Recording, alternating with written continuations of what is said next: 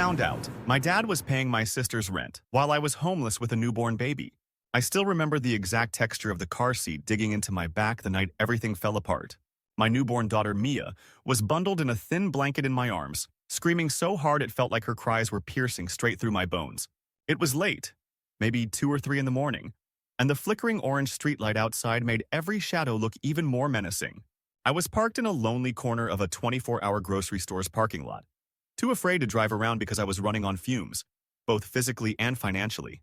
My phone had been buzzing for the last hour with notifications, missed calls, texts I was too drained to open. I just sat there, gently bouncing Mia, praying that she'd fall asleep despite the cold. A few hours earlier, I'd learned a truth so devastating that my mind still hadn't fully processed it. My dad, Richard Thompson, the man I grew up admiring, had been paying my younger sister's rent the entire time I'd been homeless. While Mia and I were shivering in this broken-down sedan, my sister Becky was comfortably settled in a cozy apartment that Dad was bankrolling. It wasn't just the betrayal of that single fact. It was the series of realizations that came afterward. How he'd repeatedly brushed me off whenever I asked for a small loan, how he'd act concerned but never actually follow through, and how Becky always seemed to have brand new things she never explained. I wasn't jealous of her having a roof. I was livid that Dad chose to support her while his grandchild slept in the backseat of a car. A wave of anger and disbelief rolled through me each time Mia's cries echoed in the silent parking lot. I guess you could say my family wasn't always broken. As a kid, I thought we were normal. My mom passed away when I was 10, and Dad tried to fill both roles. He'd check my homework, pack my lunches, fix the occasional loose button on my coat when I had no idea how. I was 13 when Becky was born. She came along much later, a surprise baby. I adored her.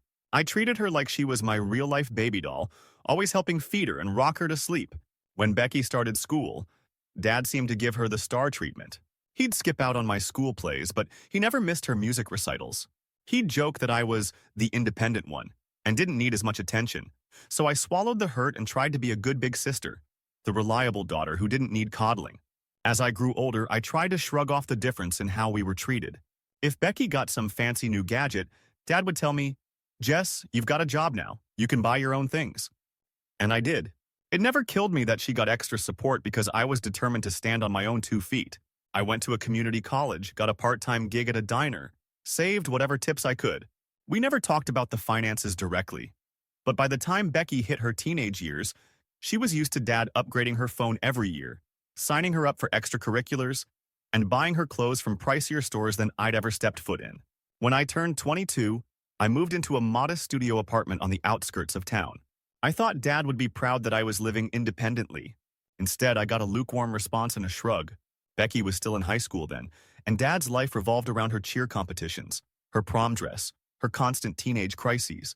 I only saw Dad maybe once a month, usually for quick coffee meetups where he'd ask about work and then drift into long stories about Becky's achievements. I'd try to hint that I was struggling to make rent or that my hours got cut, but he barely seemed to register it. I never felt entitled to his money, so I rarely spelled it out. I just hoped he'd notice on his own. He never did. My life changed radically 2 years ago, when I met Nick, Mia's father. We started dating. Everything seemed promising. He was sweet, worked as a mechanic, talked about wanting a family someday. We were careful, but not careful enough. And 6 months in, I found out I was pregnant. The shock was overwhelming. I called Dad first, thinking maybe he'd be supportive, tell me everything would be okay, promise to help however he could. Instead, his first reaction was disappointment. Not exactly anger, more like exasperation, as though I'd just made his life more complicated. He told me, "You better figure out your finances. Babies are expensive," then said he had to go because Becky needed help preparing for a debate tournament. I was left with a hollow feeling in my chest. Nick tried to be supportive at first, but as the pregnancy progressed, cracks showed. He'd miss doctor's appointments, come home late, or pick fights over the smallest things. When I was almost 5 months pregnant, he sat me down and admitted he wasn't ready to be a dad, that he felt trapped. He moved out a week later. I couldn't chase him, my belly was growing, and I was too exhausted to argue. It was about that time that my hours at the diner got cut in half. One of the managers told me that I was moving too slowly, but I suspected it was because they didn't want to deal with a pregnant waitress. The tips disappeared with fewer shifts, and I soon found myself missing bill payments. In a matter of weeks, I was behind on rent and scrambling for groceries. I turned to Dad again. I left him voicemails, texts, even emailed him at one point. He rarely replied. When he did, it was always vague. I'm sorry, Jess, I can't help right now. Money's tight. Meanwhile, Becky was posting pictures of herself online, wearing designer boots and going on road trips. I was baffled by how she afforded that lifestyle, but I didn't piece anything together yet. Maybe she had a part-time job or a generous boyfriend, I thought. Dad did mention once that he was paying for some of her college application fees, but that sounded normal. She was the baby of the family. Of course, he'd help with her college stuff. It never occurred to me that he was basically bankrolling her entire life. The final eviction notice came just when I was about 7 months pregnant. I had no safety net, no place to go. I called Dad that morning and left a tearful message. I'm going to lose my apartment. I don't know what to do. Please, I need help. It felt humiliating. I hated asking for money or a place to stay, but I had no other choice. He never got back to me. At the last minute, a friend of mine let me crash on her couch for a few days. It was a cramped situation. She already had roommates, and I could tell they were uncomfortable with a pregnant woman sleeping in their living room. So I made it temporary. I tried searching for government assistance or shelters, but the waiting lists were insane. One night, I gathered my few belongings, mostly clothes, my toothbrush, and a couple of blankets, and left. I put everything in my car, the only thing still in my name, and that's how I started living in it. I justified it by telling myself it was better than burdening my friend, at least for the time being. I'd stay in shelters whenever I found an open bed, but more often than not, I'd end up in parking lots. My belly was huge and heavy, and I was terrified of going into labor in that cramped space. I gave birth to Mia about a month later. It was an emergency situation at a women's shelter. I woke up with contractions so strong I couldn't even stand. Some volunteers rushed me to the hospital. The labor was brutal, but when I finally held Mia in my arms, I felt an overwhelming rush of love and fear. She was so perfect, so innocent. Dad visited me once for about 10 minutes. He brought a grocery store bouquet and said hello to Mia, but he wouldn't even hold her, claiming he was nervous. I asked if there was any chance I could stay at his place for a few weeks, just until I was on my feet. He shifted uncomfortably and said, "That's not really possible right now, Jess." That was the entirety of his explanation. He left, promising he'd call in a few days. He never did. I was discharged with a newborn and nowhere to go except back to a temporary shelter arrangement. 2 weeks after I brought Mia into the world, I learned the truth about Becky's living situation. A friend of a friend spotted her in a fancy downtown loft building, the kind that had a private gym and a doorman. At first, I laughed it off. Becky couldn't possibly afford that. Then I remembered her social media posts, pictures of her new furniture, a statement rug, an upgraded smartphone. My friend insisted she lived there. On a wild whim, I drove downtown, Mia strapped in the back, and parked across the street just to see. Sure enough, I saw Becky come out the front entrance, wearing these expensive-looking boots, scanning her phone as she walked. She hopped into a new sedan with tinted windows. My mouth hung open. I'd never known her to have a job that could afford a car like that, let alone that upscale apartment. I tried to call Becky, but she ignored me. I texted Dad a simple question. "Are you helping Becky with her rent?" He replied, "It's none of your business, Jess." And that was it. My blood ran cold. I couldn't believe his audacity. None of my business? He was my father too, and I was living in a shelter struggling to feed his granddaughter. When the rage finally subsided enough for me to see straight, I drove to Dad's house, an older, modest 2-bedroom he'd moved into after selling our family home. He opened the door, surprise flickering across his face. He didn't invite me in, just stood in the doorway. Mia was asleep in her car seat, so I was careful not to raise my voice. But I demanded to know the truth. He sighed heavily, glanced around as if worried neighbors might hear, then admitted Becky was having trouble keeping up with her rent. So he stepped in to make sure she had a decent place. He said it like he was discussing a charitable deed. When I pressed him, he shrugged. "She's younger and she's still in college. She needs the support. You're older, Jess. You've always managed on your own." I stared at him, feeling my face grow hot. I managed to choke out the words, "Dad, your grandchild is homeless. How is that okay with you?" He avoided eye contact, muttering something about how I hadn't asked the right way, or maybe I should have been more responsible. I couldn't believe the callousness. Before I stormed off, I glared at him and said, "Don't worry, we'll manage on our own, just like we always have." Mars. I left, tears burning my eyes, and got back into my car. Mia was still asleep, blissfully unaware of the heartbreak her mother was experiencing. I sat there in the driver's seat, gripping the wheel, my knuckles turning white. How dare he? The memory of Becky, comfortable in her stylish apartment, wearing brand new clothes while Mia and I bounced between shelters in my aging sedan, that image haunted me in the days and weeks that followed. I tried contacting Becky directly, but she never picked up. Finally, after countless voicemails, she sent me a quick text. I'm busy. I have midterms. Talk later. She didn't mention the rent situation at all. One evening, I mustered enough courage to park in front of her building, waiting for her to come home. When she saw me outside, she looked embarrassed and hurried over, hissing that I shouldn't just show up unannounced. I confronted her, asking how she could let Dad cover all her bills knowing full well I was desperate. Her response was a dismissive shrug. Jess, you know Dad's always favored me. It's not my fault. I didn't twist his arm or anything. She actually sounded annoyed that I was making a scene. I told her Mia and I had nowhere to go. Would she mind if we crashed on her couch for a week? Just while I found something steady, she shook her head firmly, saying her landlord wouldn't allow it. And Dad wouldn't like it either because it might cause drama.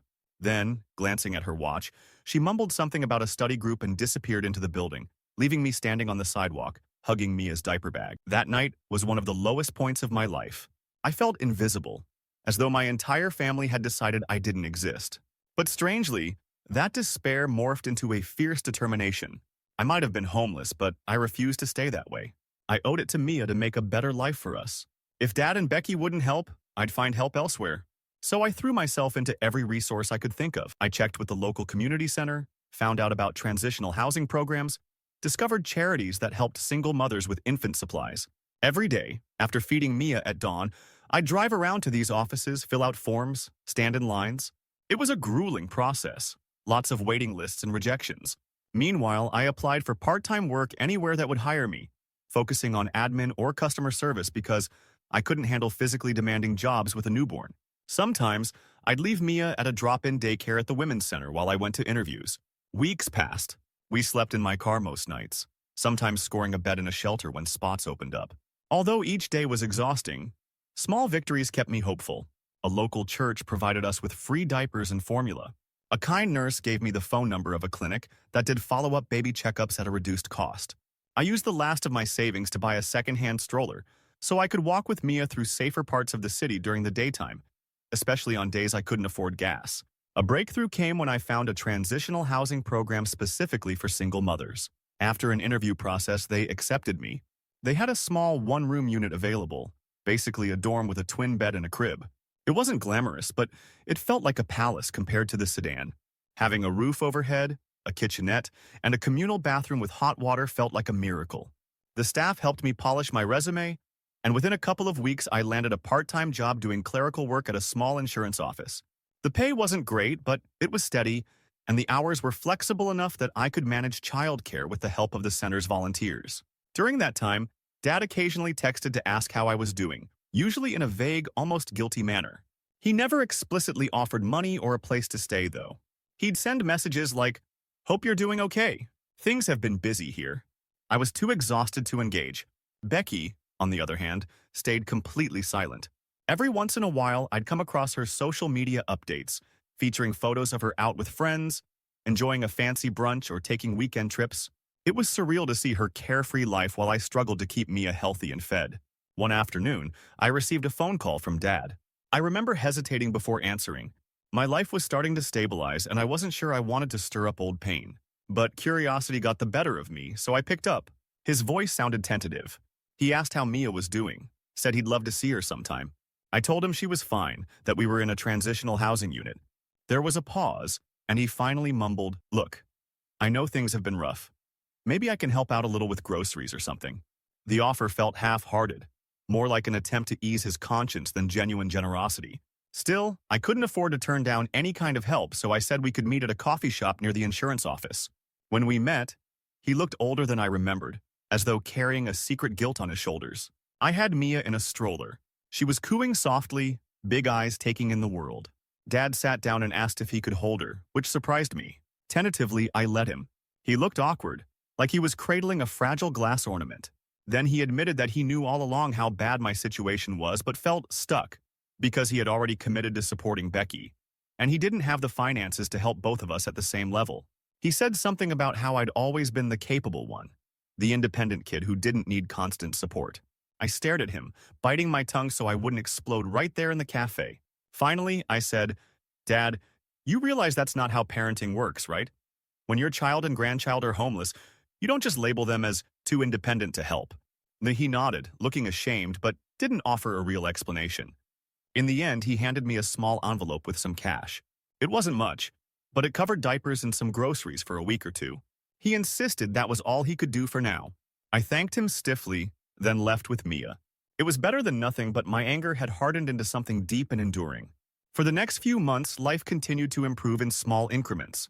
I put every spare dollar aside, and soon I had enough savings to move from transitional housing into a modest basement apartment.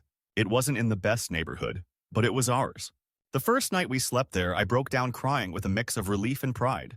Mia slept in a hand-me-down crib, and I collapsed on a cheap mattress on the floor, exhausted but hopeful. I was making a life for us without Dad's help, without Becky's acknowledgement, and it felt like I was finally reclaiming my dignity. Around Mia's 6-month mark, Dad called again, this time wanting to visit our new place. I was hesitant, but I agreed, thinking maybe he was trying to rebuild some connection. He showed up with a few baby toys and a bag of groceries. Mia was just learning to sit up on her own, babbling cheerfully. Dad awkwardly tried to play with her on the floor, and it dawned on me how much he'd missed already. He mentioned Becky a few times, revealing that she was loving her new classes and the loft. I just nodded, offering a polite smile, pretending not to think about how that loft was financed. Then, as he was leaving, he looked around my small apartment and said, "I'm proud of you, Jess. I always knew you'd figure things out." It felt like a backhanded compliment, a reminder that he'd abandoned me in my darkest hour because he assumed I'd manage. I forced a polite, "Thanks, Dad," but deep down, a storm raged inside me. He walked out, leaving behind a swirl of conflicting emotions. Ironically, the real turning point came when Becky's luck changed. I heard through mutual acquaintances that she'd dropped out of her program, and something happened with the landlord. Or maybe Dad finally reached a point where he couldn't pay her rent anymore. The details were fuzzy, but apparently she was desperate.